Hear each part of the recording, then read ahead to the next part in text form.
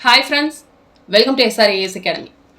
Indian Polity, India ஆட்சியியல் இதில் சிலபஸில் கொடுத்துருக்க டாபிக் வைஸ் இம்பார்ட்டன்ட் கொஷினாக எடுத்து MCQவாக அப்லோட் பண்ணிகிட்ருக்கோம்.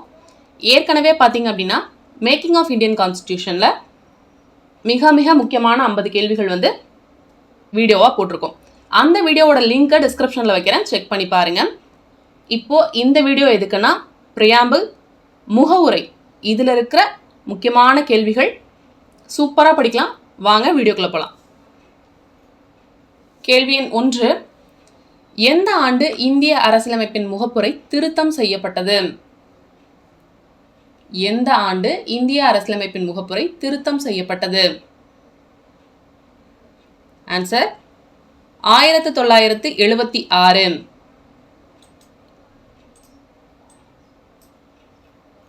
கேள்வி எண் 2, எந்த சட்ட திருத்தத்தின் மூலம் செக்யூலர் சமய சார்பற்ற என்ற வார்த்தை அரசியல் சாசனத்தின் முகப்புரையில் சேர்க்கப்பட்டது? எந்த சட்ட திருத்தத்தின் மூலம் செக்யூலர் சமய சார்பற்ற என்ற வார்த்தை அரசியல் சாசனத்தின் முகப்புரையில் சேர்க்கப்பட்டது? ஆன்சர் 42. கேள்வி எண் 3, சுதந்திரம், சமத்துவம், சகோதரத்துவம் என்ற முழக்கங்கள் இந்திய அரசியலமைப்பின் முகவுரையில் முக்கியத்துவம் தரப்பட்டுள்ளது. இவை எந்த புரட்சியின் முழக்கங்கள்? சுதந்திரம், சமத்துவம், சகோதரத்துவம் என்ற முழக்கங்கள் இந்திய அரசியலமைப்பின் முகவுரையில் முக்கியத்துவம் தரப்பட்டுள்ளது. இவை எந்த புரட்சியின் முழக்கங்கள்? ஆன்சர் பிரெஞ்சு புரட்சி. கேள்வி எண் 4, கீழ்காணும் சொற்கள் முகப்புரையில் எந்த வரிசையில் இடம்பெற்றுள்ளன? மக்களாட்சி, சமதர்மம், இறையாண்மை, மதச்சார்பின்மை, குடியரசு. ஆன்சர் 3, 2, 4, 1, 5. இறையாண்மை, சமதர்மம், மதச்சார்பின்மை, மக்களாட்சி, குடியரசு. கேள்வி எண் 5, எந்த கருத்தியல் இந்தியாவின் ஒற்றுமையை பாதுகாக்கும்? எந்த கருத்தியல் இந்தியாவின் ஒற்றுமையை பாதுகாக்கும்? ஆன்சர் சமயச்சார்பின்மை.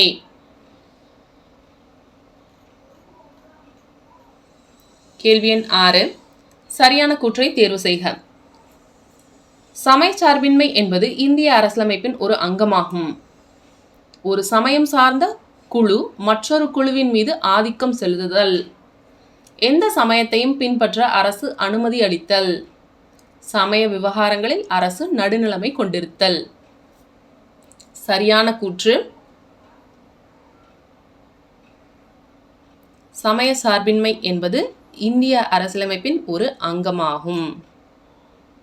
எந்த சமயத்தையும் பின்பற்ற அரசு அனுமதி அளித்தல். சமய விவகாரங்களில் அரசு நடுநிலைமை கொண்டிருத்தல். 1, 3, 4 மட்டும். கேள்வி எண் 7, குடியரசு எனும் பதம் முதன்முதலில் சொல்லப்பட்ட இடம். குடியரசு எனும் பதம் முதன்முதலில் சொல்லப்பட்ட இடம். Answer Rome.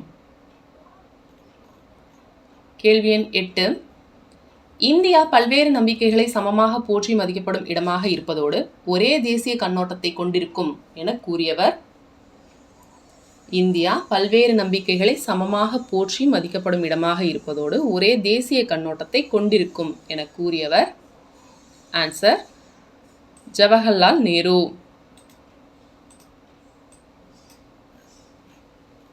கேள்வி எண் 9, முகவுரையின் 6ஆம் பத்தியில் 1976ஆம் ஆண்டு அரசியல் சாசன திருத்தச் சட்டம் மூலமாக சேர்த்த வார்த்தையை தெரிந்தெடுக்கவும். முகவுரையின் 6ஆம் பத்தியில் 1976ஆம் ஆண்டு அரசியல் சாசன திருத்தச் சட்டம் மூலமாக சேர்த்த வார்த்தையை தெரிந்தெடுக்கவும்.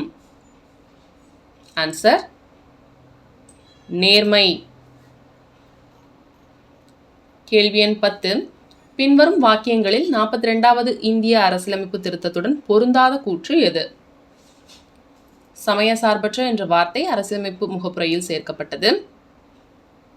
அரசாங்கம் அனைத்து சமயங்களையும் சமமாக பாதுகாத்தது. சமய சார்பற்ற மற்றும் சோசியலிச என்ற வார்த்தைகளுக்கு முக்கியத்துவம் கொடுக்கப்பட்டது. சில திருத்தங்கள் முகப்புரையில் கடைசி பத்தியில் ஏற்படுத்தப்பட்டது. 42வது இந்திய அரசியலமைப்பு திருத்தத்துடன் பொருந்தாத கூற்று. ஆன்சர்: சில திருத்தங்கள் முகப்புரையின் கடைசி பத்தியில் ஏற்படுத்தப்பட்டது. கேள்வி எண் 11. அரசியலமைப்பு முகப்புரை என்பது அரசியலமைப்பின் அரசியல் ஜாதகம் என்று கூறியவர் யார்? அரசியலமைப்பு முகப்புரை என்பது அரசியலமைப்பின் அரசியல் ஜாதகம் என கூறியவர் யார்?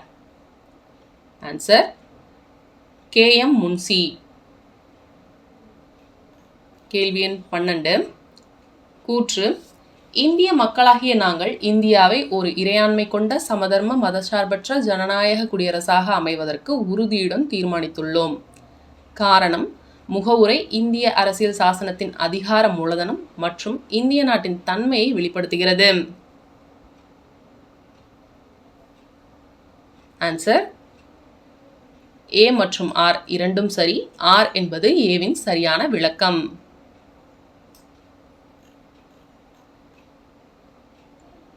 பொறுத்துக. இறையாண்மை முற்றிலும் அரசியல் சுதந்திரம் மற்றும் இறை அதிகாரம். பொதுநலக் கோட்பாடு எல்லாவித வேற்றுமையையும் தகர்க்க சமூக மாற்றத்தை உருவாக்குதல். மதச்சார்பற்ற எந்த மதத்தை வேண்டுமானாலும் பின்பற்ற பறைசாற்ற சுதந்திரம். ஜனநாயகம் மக்களால் மக்களுக்காக மக்களாகவே செய்யும் ஆட்சி. 4132.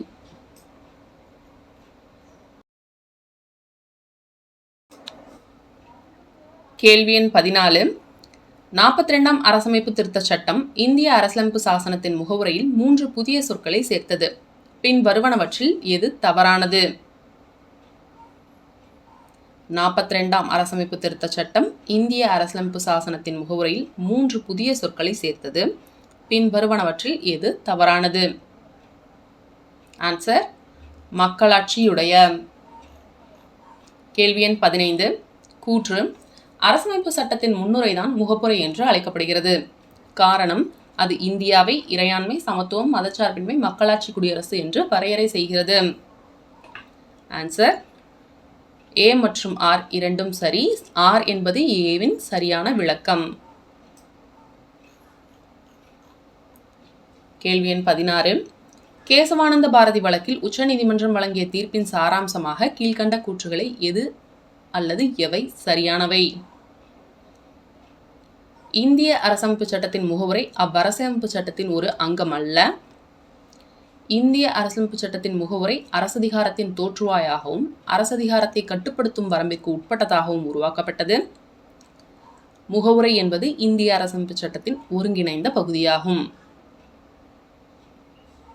ஆன்சர்: 3 மட்டும். கேசவானந்த பாரதி வழக்கின் சாராம்சமாக முகவுரை என்பது இந்திய அரசமைப்பு சட்டத்தின் ஒருங்கிணைந்த பகுதியாகும். கேள்வி எண் 17.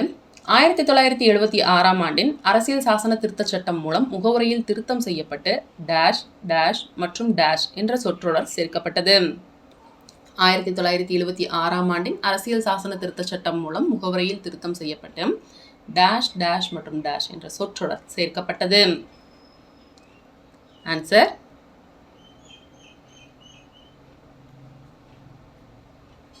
சமதர்மம், மதச்சார்பின்மை, ஒருமைப்பாடு.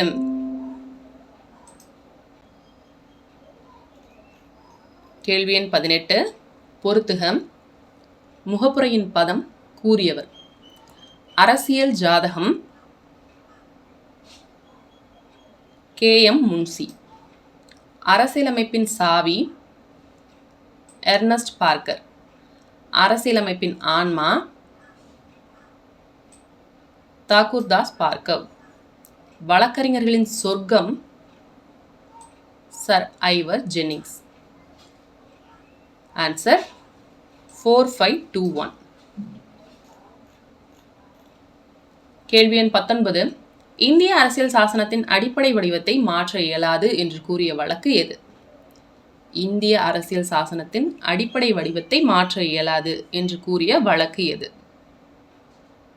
ஆன்சர் கேசவானந்த பாரதி வெர்சஸ் கேரள அரசு.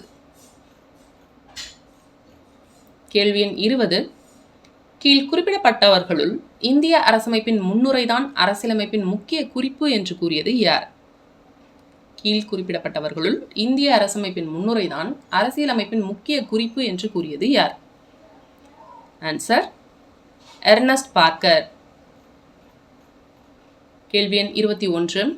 இந்திய அரசியலமைப்பின் முன்னுரையில் பயன்படுத்தப்படும் சகோதரத்துவம் என்ற சொல் தொடர்பான கீழ்காணும் கூற்றுகளில் சரியானவற்றை தேர்வு செய்யவும். அது பிராந்தியவாதத்திற்கு இடமளிக்காது, அது வகுப்புவாதத்திற்கு இடமளிக்கும், அது சாதியவாதத்திற்கு இடமளிக்காது. ஆன்சர் முன்னுரையில் பயன்படுத்தப்படும் சகோதரத்துவம் என்ற சொல் அது பிராந்தியவாதத்திற்கு இடமளிக்காது, அது சாதியவாதத்திற்கு இடமளிக்காது. ஆன்சர் ஏ மற்றும் சி.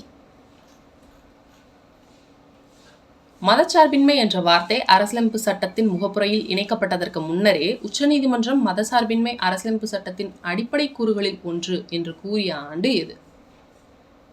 கேள்வி எண் 22.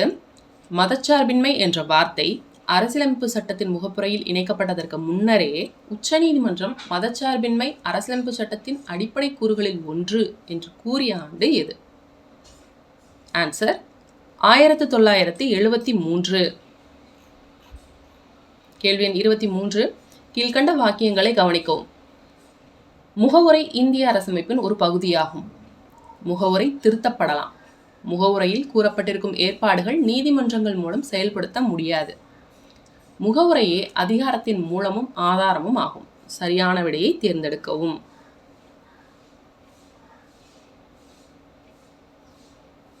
முகவுரை இந்திய அரசியலமைப்பின் ஒரு பகுதியாகும். முகவுரை திருத்தப்படலாம்.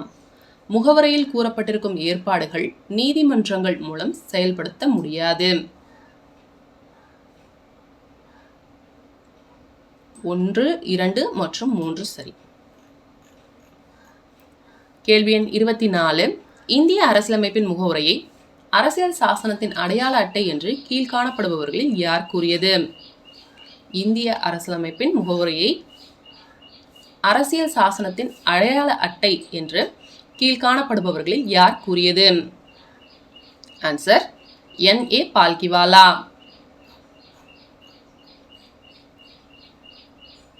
கேள்வி எண் 25. இந்திய அரசியலமைப்பு முகவுரை பற்றிய வாக்கியங்களை கவனிக்கவும். ஜவஹர்லால் நேரு அவர்கள் இதனை அரசியல் சாசனத்தின் அடையாள அட்டை என்று கூறினார். இது அரசியல் சாசனத்தின் அதிகாரத்தை வெளிப்படுத்துகிறது, இந்திய நாட்டின் தன்மையை வெளிப்படுத்துகிறது, இந்திய அரசியல் சாசனத்தின் கொள்கைகளை வெளிப்படுத்துகிறது. மேலே காணப்படும் வாக்கியங்களில் எது அல்லது எவை தவறானவை? தவறானது ஜவஹர்லால் நேரு அவர்கள் இதனை அரசியல் சாசனத்தின் அடையாள அட்டை என்று கூறினார் என்பது. ஆன்சர் 1 மட்டும். கேள்வி எண் 26. இந்திய அரசமைப்பின் முகப்புரை மற்றும் அரசு வழிகாட்டு நெறிமுறைகள் உள்ளடக்கிய சித்தாந்தமானது? இந்திய அரசமைப்பின் முகப்புரை மற்றும் அரசு வழிகாட்டு நெறிமுறைகள் உள்ளடக்கிய சித்தாந்தமானது? ஆன்சர் சமத்துவவாதம். கேள்வி எண் 27. மதச்சார்பின்மை மற்றும் மக்களாட்சி ஆகியவை அரசின் இரு தூண்கள் என்று கூறியவர்? மதச்சார்பின்மை மற்றும் மக்களாட்சி ஆகியவை அரசின் இரு தூண்கள் என்று கூறியவர்? ஆன்சர் இந்திரா காந்தி. கேள்வி எண் 28. இந்தியாவின் முழுமையான இறையாண்மை அதிகாரம் பெற்றிருப்பது? இந்தியாவின் முழுமையான இறையாண்மை அதிகாரம் பெற்றிருப்பது? ஆன்சர் இந்திய மக்கள். கேள்வி எண் 29. பின்வருவனவற்றுள் எது மாநிலத்தின் இன்றியமையாத பண்பாகும்? பின்வருவனவற்றுள் எது மாநிலத்தின் இன்றியமையாத பண்பாகும்? ஆன்சர் இறையாண்மை. கேள்வி எண் 30. ஜவஹர்லால் நேரு எப்போது குறிக்கோள் தீர்மானத்தை அரசியல் நிர்ணய சபையில் கொண்டு வந்தார்? ஜவஹர்லால் நேரு எப்போது குறிக்கோள் தீர்மானத்தை அரசியல் நிர்ணய சபையில் கொண்டு வந்தார்? Answer 13 December 1946. கேள்வி எண் 31.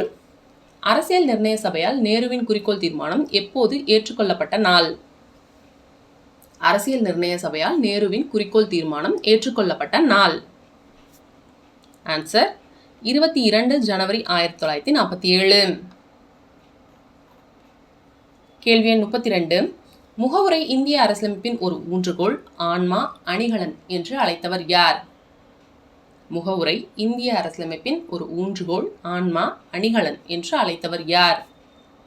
ஆன்சர் தாக்கூர் தாஸ் பார்கவா. கேள்வி எண் 33. இந்திய அரசியலமைப்பு எங்கள் நீண்ட நாள் கனவு, ஆசை என கூறியவர்? இந்திய அரசியலமைப்பு எங்கள் நீண்ட நாள் கனவு, ஆசை என கூறியவர் அல்லாடி கிருஷ்ணசாமி ஐயர். கேள்வி எண் 34. இந்திய அரசியலமைப்பு அமெரிக்க முகவுரையை விட மேலானது, அரசியலமைப்பு சட்டத்தின் உயிர் மூச்சாகும் என கூறியவர்? இந்திய அரசியலமைப்பு அமெரிக்க முகவுரையை விட மேலானது, அரசியலமைப்பு சட்டத்தின் உயிர் மூச்சாகும் என கூறியவர் நீதிபதி இதயதுல்லா. 34 கேள்விகள் முகவுரையில் மட்டும், மிக மிக முக்கியமான கேள்விகள். சூப்பராக பார்த்து முடிச்சிருக்கோம். ஹோப் இந்த வீடியோ உங்களுக்கு யூஸ்ஃபுல்லாக இருந்திருக்கும் அப்படின்னு நினைக்கிறேன். தொடர்ந்து நம்ம சேனலில் பாருங்கள், சப்போர்ட் பண்ணுங்கள். மறக்காமல் இந்த வீடியோவை உங்கள் ஃப்ரெண்ட்ஸுக்கும் ஷேர் பண்ணுங்கள், அவங்களுக்கும் யூஸ்ஃபுல்லாக இருக்கும். SRIAS அகாடமி சேனலுக்கு சப்ஸ்கிரைபும் பண்ணிக்கோங்க. நெக்ஸ்ட் வீடியோவில் பார்க்கலாம். தேங்க்ஸ் ஃபார் வாட்சிங் அண்ட் ஹாப்பி லேர்னிங்.